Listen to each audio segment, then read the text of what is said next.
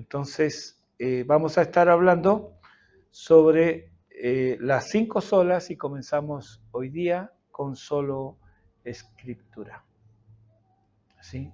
No van a ser sermones en sí, así que, pero es algo importante que conozcamos el porqué, el trasfondo histórico de estas cosas y las consecuencias para nuestra vida como creyentes hoy día. ¿Sí? Muy bien. Les voy a leer un versículo de la palabra de Dios en el Salmo 119, versículo 18. Dice, abre mis ojos y miraré las maravillas de tu ley. Este 31 de octubre se cumplirán 507 años de la Reforma Protestante del siglo XVI. Fue el 31 de octubre de 1517 cuando el monje agustino Martín Lutero clavó en las puertas de la iglesia de Wittenberg las 95 tesis. Él no tenía idea de lo que iba a comenzar con ese acto suyo, porque gracias a la imprenta alguien copió, sacó, lo imprimieron y en poco tiempo estaba por toda Europa eso. Las 95 tesis, trataban principalmente, no únicamente, de una protesta ante el tráfico odioso y blasfemo de la comercialización de indulgencias. ¿Qué era esto? Cualquier pecado, decían ellos, podía ser perdonado mediante el pago de una suma de dinero.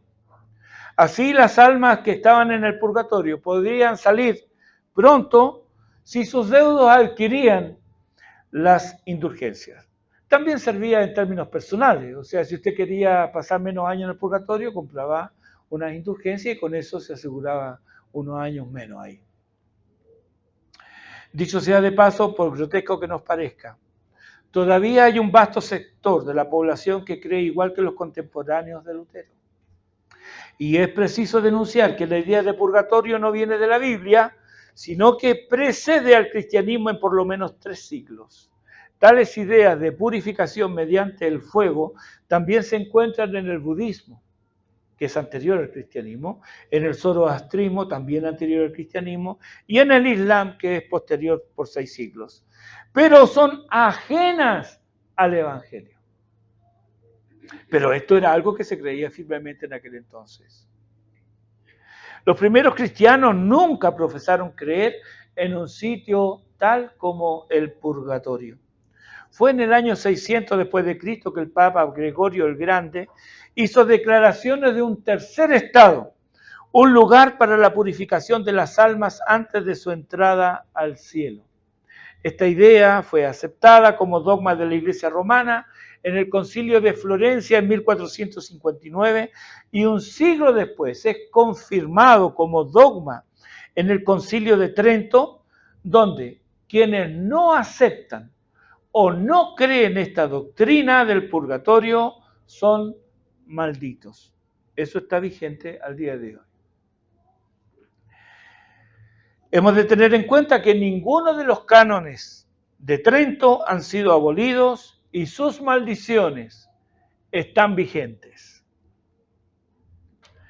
Pero volvamos a Lutero. ¿Cómo es que tuvo la osadía de ir en contra de las ideas imperantes de su tiempo? Miren que es algo difícil, muy difícil. Lutero, con 22 años y estudiando leyes, camino a su casa, a él lo sorprende una tormenta. Un rayo cae muy cerca de él, lo lanza al suelo y ante el miedo y el terror de morir, él hace un voto inmediato de hacerse monje. Así, para disgusto de sus padres, él abandona la carrera de reyes e ingresa en el claustro de los monjes eremitas de San Agustín en Erfurt, donde es ordenado sacerdote en mayo de 1507. En 1510 se le ordena ir a Roma, donde es sorprendido no solo por la mundanalidad y falta de espiritualidad de la capital del cristianismo, sino también por el grado de corrupción visible y manifiesta.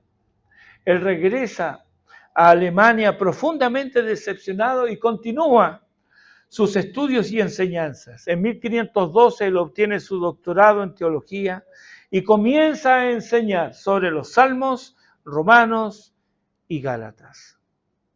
Curiosamente, hermanos, la labor de enseñanza le fue encomendada para distraerlo de algo que lo atormentaba, y esto era la culpa. Él pasaba horas y horas en el confesionario confesando sus pecados. Una vez confesado todo, él era feliz, hasta que recordaba un pecado que no había confesado. Y esto, hermano, a pesar de que la confesión era algo diario, él se confesaba todos los días. Además, no era que, ¿dónde él estaba? Estaba en un monasterio. ¿En cuántos líos se podía meter en un monasterio? Pero él tenía ese pesar de la culpa, el pecado, ¿cómo me libro? Y era confesándolo. Entonces él era tremendamente feliz cuando lo confesaba. Hasta que recordaba uno que no había confesado.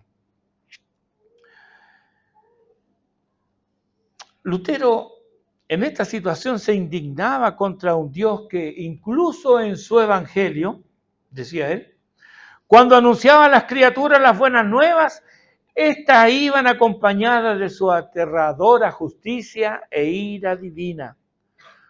¿Cómo podía él, un pecador, ser justificado?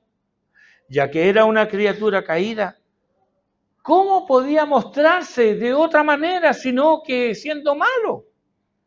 Si él era pecador y dejado a sus propias fuerzas, ¿cómo hubiera podido en su debilidad realizar acciones meritorias? Estas preguntas lo consumían. Y si así pudiera hacerlo, si él pudiera hacer algo digno de mérito, ¿cuántas acciones eran necesarias para compensar el mal hecho y ganar así el favor divino? Todo esto lo atormentaba y lo llevó en ocasiones a odiar a Dios, según él mismo lo confesó. Hasta que súbitamente un día comprendió que lo que San Pablo hablaba, que la justicia que el Evangelio revelaba al hombre era, dice él, aquella por la cual Dios en su misericordia nos justifica por medio de la fe. Según está escrito, el justo vivirá por la fe. Dice Lutero de ese momento, enseguida me sentí renacer. Las puertas del cielo se abrieron de par en par. Entraba en el paraíso. La escritura entera me revelaba otro rostro de Dios. Ya no era aquel ser lleno de ira que iba a exterminar al pecador. No, ahora es un Dios que exhibe la justicia de Cristo para que el pecador se apropie de ella.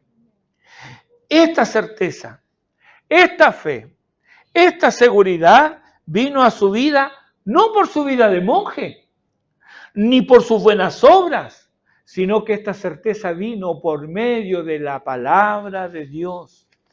Ahora bien, las palabras estaban allí, pero él no las veía. Él estaba ciego y como ciego palpaba buscando el camino sin llegar a encontrarlo. Fue necesario que le abrieran los ojos. Entonces él vio las maravillas de la palabra de Dios. Abre mis ojos, ruega el salmista, y miraré las maravillas de tu ley.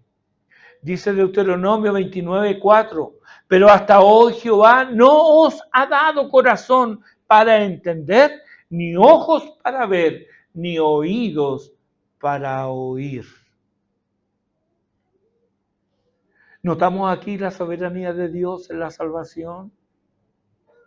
Si Él no nos abre los ojos, si Él no abre nuestros oídos, si Él no abre nuestro corazón, no creeremos.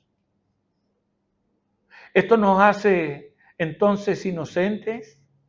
No, porque es nuestro deber buscar a Dios. Hermanos, ¿Es esta nuestra oración, la oración del salmista? ¿Clamamos a Dios para que Él abra nuestros ojos que están cerrados por la incredulidad? La miopía avanza lentamente. Creemos ver bien hasta que otros nos confrontan con nuestra visión. Yo no usé anteojos hasta los 30 y tantos años.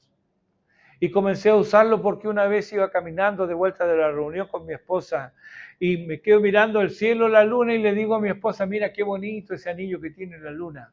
Y mi esposa me dice, ¿qué anillo? ¿Tiene un anillo? No, me dice, no hay ningún anillo ahí. Pero ¿cómo que no? Yo lo miraba así, claramente yo veía un anillo. Bueno, hasta que me convencieron ir al oculista. Y cuando fui, hermano, qué tremendo cambio. Y yo no me había dado cuenta. Esa es la miopía. Creemos ver bien. Hasta que otros nos dicen, no es eso. Porfiamos que no es así. Que vemos bien. Hasta que nos ponen los lentes con la graduación correcta, ¿verdad? Así también es en lo espiritual. El impío nunca admite que es ciego. Ni siquiera cuando se lleva por delante algo. Están los tropezones por la vida. Pero él, no, sí, yo sé lo que hago. ¿Verdad? Él no ve. ¿Hasta qué? Hasta que Dios abre sus ojos. El pecado oscurece la visión y necesitas cada tanto, diariamente, como dice el Señor en Apocalipsis 3:18, unge tus ojos con colirio para que veas. Tal como quien no puede ocultar la belleza de un paisaje admirado en soledad y necesariamente lo comparte con quien no ha visto, así también le pasó a Lutero cuando él vio esto. Él ya estaba enseñando, pero era un ciego guía de ciegos, hasta que le fueron abiertos los ojos y ya nadie lo pudo hacer callar. Él comenzó a compartir y el que le fueron abiertos los ojos trajo consecuencias a sus contemporáneos y hasta hoy, más de 500 años después. Detengámonos un momento en el acto de abrir los ojos. Hablemos, por ejemplo, de Agustín. Agustín de Hipona. Él estaba siendo atormentado bajo el peso del pecado. Él lloraba y gemía. ¿Hasta cuándo? ¿Hasta cuándo, Señor, vuestro enojo? ¿No os acordaréis de vuestras iniquidades antiguas? Sentía yo, dice él, que ellas me retenían todavía. Entonces él, en esta situación, él escucha voces de niños jugando en una casa vecina que decían, tómale, tómale. Y él vuelve a tomar el libro que estaba leyendo, que era la Biblia. Y él había estado leyendo sin entender. Él lo lee con avidez y sus ojos se fijan. Se abren por primera vez en Romanos 13, versículos 13 y 14. Dice ahí, andemos como de día, honestamente, no en glotonerías y borracheras, no en lujurias y lascivias, no en contiendas y envidias, sino vestidos del Señor Jesucristo y no proveáis para los deseos de la carne. Dice Agustín, ni quise ya leer más ni era menester. Al instante, con el fin de este texto, como si una gran luz de seguridad se hubiera infundido en mi corazón, todas las tinieblas de mis dudas huyeron. Esto lo cuenta él en su libro Confesiones, en el libro 7, en el capítulo 12. Oh Señor, decimos nosotros, abre mis ojos y miraré las maravillas de tu ley. En la primera epístola a los Corintios, capítulo 2, versículo 14, escribe Pablo, pero el hombre natural no percibe las cosas que son del Espíritu de Dios, porque para él son locura, y no las puede entender, porque se han de discernir espiritualmente. Spurgeon, el príncipe de los predicadores, un pastor bautista y fiel exponente del Evangelio, nos cuenta algo similar. También él sucumbía bajo el peso de la culpa. ¿Cómo podía librarse de sus pecados? ¿Cómo hallar paz para su atribulado corazón? Un día, una tormenta de nieve le impide ir a su lugar de adoración acostumbrado. Se mete por una callejuela lateral y se topa con una pequeña capilla metodista y entra. Dice él, no había más de 15 personas. El que subió a predicar era un zapatero, un sastre o algo así. Un hombre sin preparación. Este abre la Biblia y lee Isaías 45, 22. Mirad a mí y sed salvos todos los términos de la tierra, porque yo soy Dios y no hay más. Este versículo impresiona la mente del joven Spurgeon a la vez que el predicador lo señala y le dice, joven, mire a Cristo, mire a Cristo, mire, mire, no tiene más que mirar y vivir. Dice Spurgeon, de inmediato reconocí el camino de salvación. No sé qué más dijo, no presté mucha atención, poseído como estaba por aquel solo pensamiento. En ese mismo momento la nube desapareció, las tinieblas se desvanecieron y pude ver el sol. Escuché la palabra de Dios y aquel precioso versículo me llevó a la cruz de Cristo. Oh Señor, abre mis ojos y veré las maravillas de tu ley. En 2 Corintios capítulo 3, versículos 14 al 16 dice, pero el entendimiento de ellos se embotó, porque hasta el día de hoy, cuando leen el antiguo pacto, les queda el mismo velo no descubierto, el cual por Cristo les es quitado. Y aún hasta el día de hoy, cuando se lea a Moisés, el velo está puesto sobre el corazón de ellos, pero cuando se conviertan al Señor, el velo se quitará. Un último testimonio, William Cowper. Cowper, un poeta inglés y un autor de himnos. Entre ellos hay un precioso manantial de sangre de Emanuel. Lo hemos cantado muchas veces. Entre otros himnos y poemas. Él es un poeta reconocido en Inglaterra. Él también nos cuenta de su pesar y angustia del alma bajo una profunda y terrible convicción. Él no podía encontrar paz y estaba al borde de la desesperación, sintiéndome completamente agobiado, sin luz, sin aliento. En ese estado toma una Biblia, la abre y sus ojos se posan, se fijan en Romanos 3:25. A quien Dios puso como propiciación por medio de la fe en su sangre, para manifestar su justicia, a causa de haber pasado por alto en su paciencia los pecados pasados.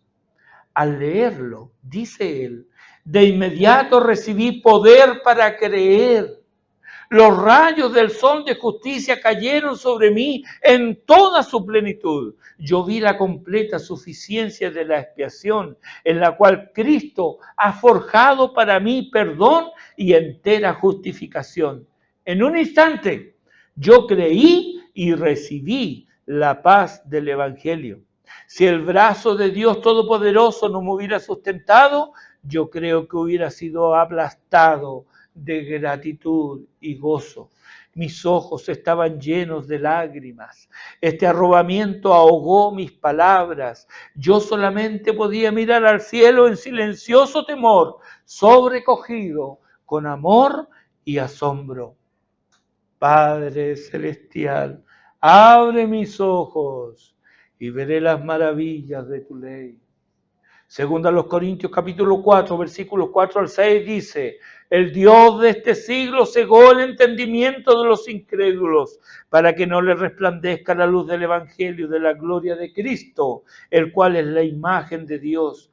Porque no nos predicamos a nosotros mismos, sino a Jesucristo como Señor, y a nosotros como vuestros siervos por amor de Jesús, porque Dios, que mandó que de las tinieblas resplandeciese la luz, es el que resplandeció en nuestros corazones para iluminación del conocimiento de la gloria de Dios en la faz de Jesucristo. Abre mis ojos, dice el salmista, y veré las maravillas de tu ley. El amanecer de un nuevo día llega cuando irrumpe la luz del Evangelio en las densas tinieblas del alma. Y qué maravilla, hermanos. Antes era ciego, ahora veo. ¿Y qué es lo que quita la ceguera? Quita la ceguera la palabra de Dios. Por ello, ante las densas tinieblas de un mundo en el cual la religión se empeñaba por obstruir la luz y los hombres con injusticia pretendían detener la verdad de Dios, se alzaron los reformadores al grito de sola escritura, como vimos hoy día en la mañana, ¿verdad? Wycliffe, Hus, Lutero, la Biblia, solo escritura. O como Isaías lo dijera en su momento en Isaías 8:20, a la ley y al testimonio. Si no dijeren conforme a esto, es porque no les ha amanecido. Están en oscuridad, están en tinieblas. Al respecto, dice nuestra Confesión Bautista de Fe de 1689, en el capítulo 1, artículo 1, las Sagradas Escrituras constituyen la única regla suficiente, segura e infalible de todo conocimiento, fe y obediencia salvadores. Al establecer este principio de solo escritura, los reformadores y los bautistas rechazaron la autoridad del Papa, las tradiciones y el magisterio de la Iglesia como norma de fe para la misma.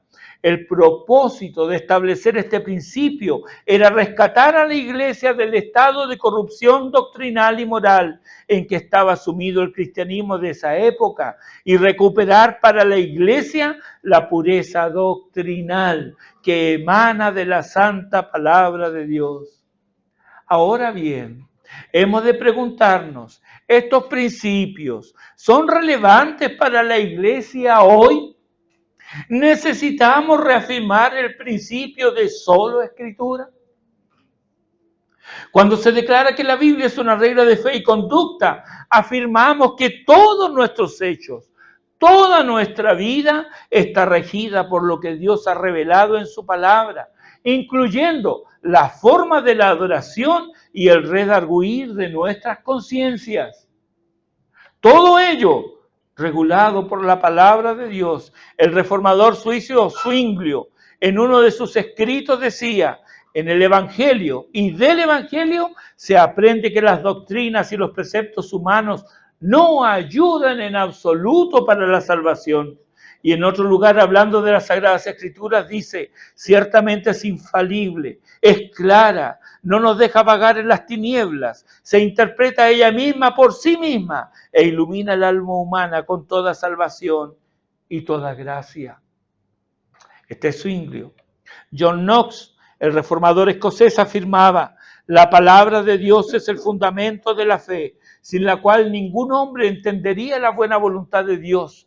Igualmente es el único órgano e instrumento que Dios usa para fortalecer al débil, para confortar al afligido, para traer misericordia por arrepentimiento a los desviados y finalmente para perseverar y conservar la misma vida del alma en todos los asaltos y tentaciones. Y por consiguiente, uno desea incrementar el conocimiento o la confirmación de su fe, o confortar y tranquilizar la conciencia, o finalmente para preservar el alma con vida. Que vuestro ejercicio, recomendaba él, que vuestro ejercicio en la ley de vuestro Señor Dios sea frecuente. Sabiendo todo esto, ¿es necesario reafirmar el principio de solo escritura?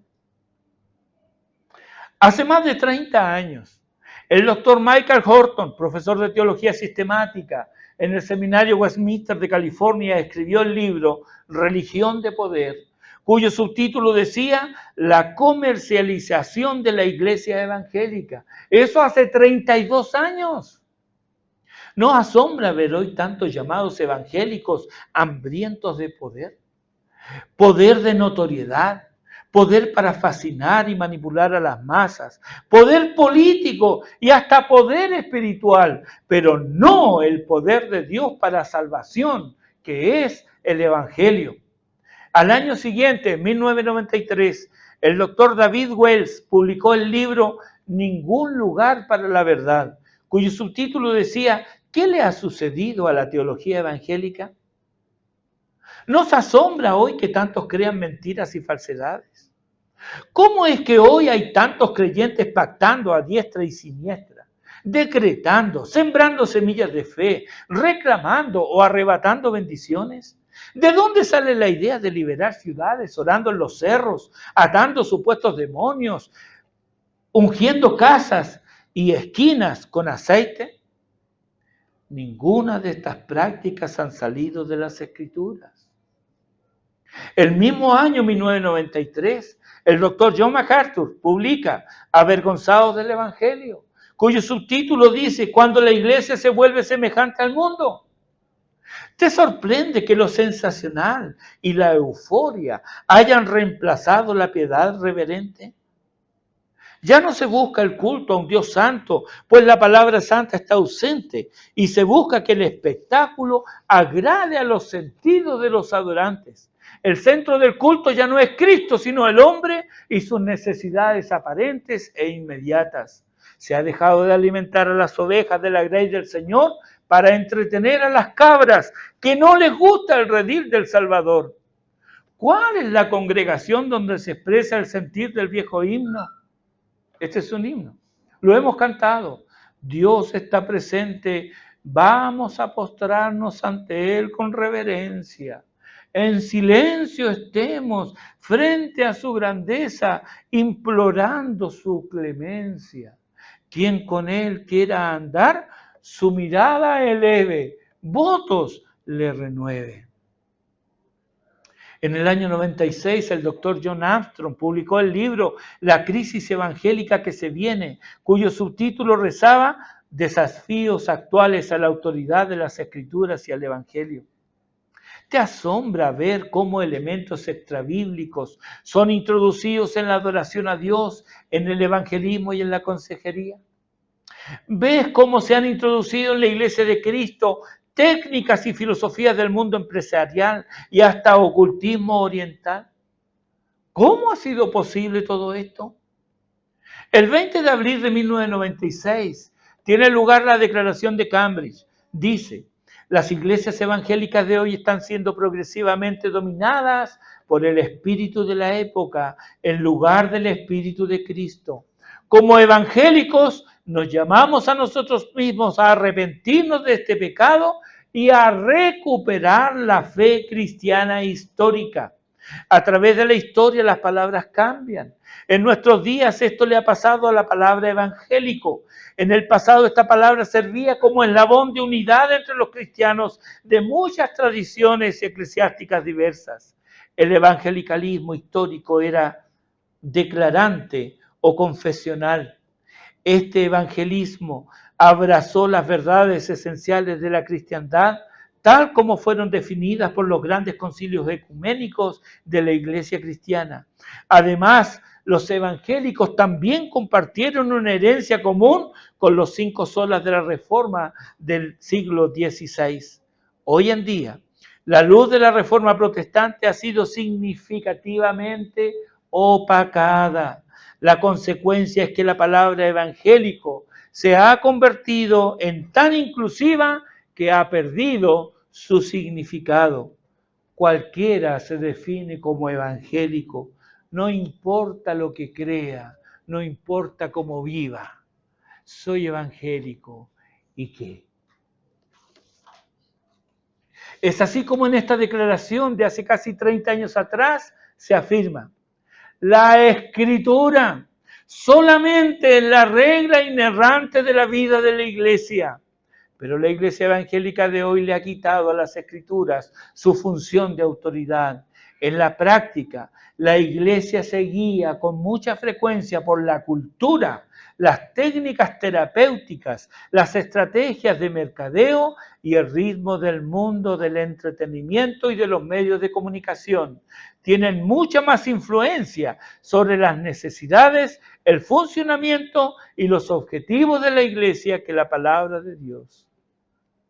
Y esto ha sido posible porque los pastores han descuidado su deber.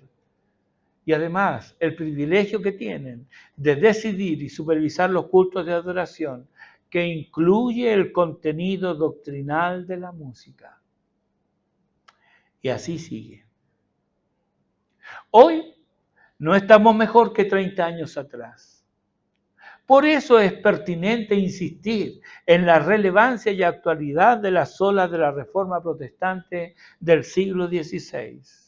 Dijo Jesús en Juan 6:63, las palabras que yo os he hablado son espíritu y son vida. Siendo esto así, ¿cuánta razón tiene el apóstol Pablo cuando reprende a los Gálatas en el capítulo 3, los versículos 1 y 3? Oh Gálatas insensatos, ¿quién os fascinó para no obedecer a la verdad? El versículo 3 dice, tan necios sois, habiendo comenzado por el Espíritu, ¿ahora vais a acabar por la carne? ¿Qué había pasado? Habían dejado de obedecer a la verdad. La palabra de Dios es el instrumento escogido por Dios para dar vida a su pueblo. Génesis capítulo 1 nos muestra que Dios creó el mundo y todo lo que hay en él. ¿Cómo lo hizo? Por medio de su palabra. Génesis 12, versículo 1 al 4. Dios inicia un pacto con Abraham por medio de su palabra. Ezequiel 37. Dios da vida a los huesos de muertos, su pueblo, por medio de su palabra. En Juan 1, la palabra encarnada de Dios, Jesucristo, trae vida. Y Romanos 10:17 nos dice que la fe viene por el oír y el oír por la palabra de Dios. La vida y la fe no vienen por historias melodramáticas, representaciones teatrales, mimos, danzas, ni siquiera por milagros auténticos. Recuerda, por ejemplo, la historia del rico y Lázaro. Lucas 16:31 dice, si no oyen a Moisés y los profetas, o sea, las escrituras, tampoco se persuadirán, aunque alguno se levantare de los muertos. Hermanos queridos, debemos rogar, abre mis ojos y veré las maravillas de tu ley. Debemos rogar eso. Ah, pero si yo ya soy salvo, sí, tienes que rogar igual, porque los ojos se van oscureciendo. Por eso que el Señor le dice a la iglesia de la Odisea, unge tus ojos con colirio para que veas. Debemos rogar, abre mis ojos y veré las maravillas de tu ley.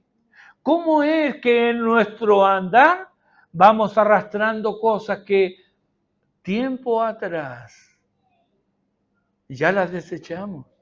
¿Por qué las llevamos de nuevo? ¿Por qué los viejos hábitos vuelven? Y muchas veces vuelven con mayor fuerza. Porque ha dejado de tener autoridad sobre nuestras vidas la palabra de Dios. ¿Por qué los hombres recurren a estratagemas y manipulaciones pseudoespirituales? Porque están ciegos. Sus ojos no han sido abiertos. ¿Por qué se desprecia el estudio y la reflexión seria? Porque no ven. Son ciegos, guías de ciegos. ¿Por qué se recurre a entretenciones y caramelos? ¿Por qué en muchos lugares abunda el chiste y la frivolidad? Hermanos amados, roguemos con el salmista. Oh Señor, abre mis ojos y veré las maravillas de tu ley. Por otro lado, la palabra de Dios es el instrumento escogido por Dios para santificar a su pueblo. Queremos la santificación de nuestras vidas. Eso va de la mano con la palabra de Dios. Segunda Crónicas, capítulo 34, ahí encontramos que el hallazgo de la palabra trae sanidad al pueblo de Dios. En Juan 17:17 leemos parte de la oración del Señor. Él dice, santifícalos en tu verdad. Tu palabra es verdad. Efesios 5, 25 y 26. Cristo purifica a la iglesia por medio de su palabra. La ausencia de la palabra de Dios en las congregaciones trae como resultado la pérdida de la brújula moral. Y muchas congregaciones, de no intervenir el Señor de la iglesia con juicio, vendrán a ser sinagogas de Satanás, ya que aman la mentira y desprecian la verdad, llamando a lo malo bueno y aceptando lo que Dios aborrece. Esto ya está pasando. En Europa hace rato, en Estados Unidos también. Y es muy triste ver viejas iglesias de fines de 1600, hechas en piedra, con el arco iris afuera. Ay del que a lo malo llama bueno, y a lo bueno, malo. Muchas iglesias. Es penoso. Es penoso. La iglesia donde predicó Jonathan Edwards, en Connecticut, todavía está. El pastor principal de esa iglesia ni siquiera cree en Dios. Ultraliberal.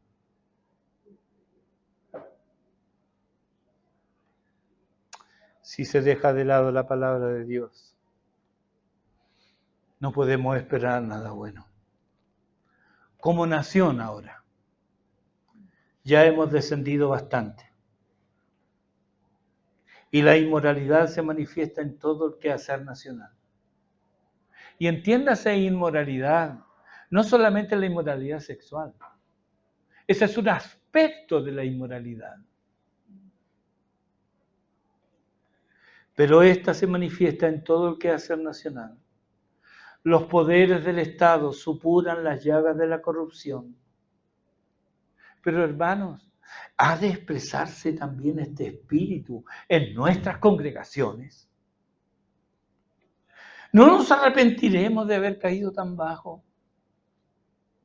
Claro, podríamos nosotros argumentar, bueno, pero nosotros no, nosotros creemos en la palabra de Dios, yo la leo, nosotros la estudiamos, pero somos parte de un pueblo que va en declive. Debemos ser como Daniel, debemos ser como Esdras, que siendo hombres fieles a Dios, sin embargo, el pueblo se había deslizado tras los ídolos. Ellos cuando oraron, intercedieron ante Dios por el pueblo y ellos se pusieron allí. Señor, te hemos fallado. Nos hemos ido tras los ídolos. Hemos sido desobedientes. Perdónanos. Eso es lo que debemos hacer nosotros. Clamar, rogar, implorar misericordia para que Dios detenga su mano del deterioro que ya está en nuestra nación. Debemos identificarnos con aquellos que han caído, para que Dios nos levante, para que Dios envíe pronto un avivamiento a nuestra nación, para que Dios te use a ti y a mí en esto. Hermanos, si no sabemos, Lutero no tenía idea del fuego que iba a encender esas hojas que puso en las puertas de la iglesia. Ninguno de nosotros sabe el alcance que tendrá la obra de Cristo, la obra de gracia del Espíritu de Dios en nuestras vidas si nos ponemos en las manos de Dios. Pero esto debe ser de la mano con la palabra de Dios. Apocalipsis 2:5. El Señor le dice a la iglesia en Efeso: recuerda, por tanto, de dónde has caído y arrepiéntete y haz las primeras obras, pues si no, vendré pronto a ti y quitaré tu candelero de su lugar si no te hubieres arrepentido. Efeso todavía existe hoy día, es una aldea en Turquía. No hay rastros de evangelio en ese lugar. Lo hablé con un hombre, con un turco de Éfeso. No existe la iglesia ahí. No existen cristianos. Pero en un tiempo fue una ciudad donde el cristianismo floreció. ¿Qué pasó? Se fueron tras las fábulas. Dejaron la palabra de Dios. Termino con el Salmo 67. Dios tenga misericordia de nosotros y nos bendiga.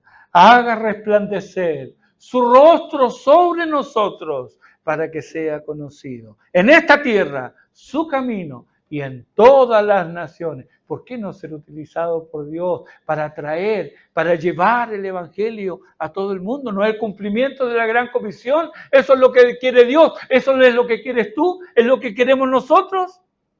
Que eso sea así, para que sea conocida en la tierra su camino y en todas las naciones que la salvación es del Señor. No dejemos de rogar con el salmista: oh Dios, abre mis ojos para que vea las maravillas de tu ley. Oh Señor, abre mis ojos para que vea y para que me deleite en tu Hijo Jesús. Amén. Oremos.